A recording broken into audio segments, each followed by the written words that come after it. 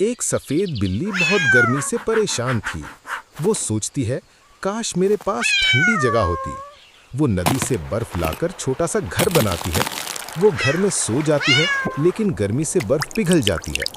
बिल्ली बहुत गुस्सा हो जाती है और पास ही रहने वाले चूहे जादूगर के पास जाती है। चूहा उसे कभी न पिघलने वाली नीली बर्फ लाकर देता है।